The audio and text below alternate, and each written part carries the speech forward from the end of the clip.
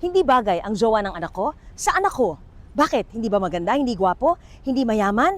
Nag-aaral ang anak mo, nagtatrabaho na, masyado pang bata, galing sa pamilyang hindi influential, baka hiwalay ang mga magulang, ano pa? Ang dami mo bang nakikitang hindi tama? May bisyo ba? Hindi aligned ng values? Magkaiba ng relihiyon? Kung ano man ang mga concerns mo at totoong may red flag na nakikita ka, anak mo yan eh. Siyempre gusto mo siya i-save. Iupo mo at kausapin mo ng mahinahon at sabihin mo sa kanya, anak, meron ako nakikita sa jowa mo na baka hindi makatulong sa'yo. Baka magkaproblema kayo kung ano man ang plano nyo sa future. Pwede mo naman kausapin, di ba? Dahil magulang ka. Pero dapat hindi yung kagalit ka or nang huhusga ka. Dahil perfect ba ang anak mo?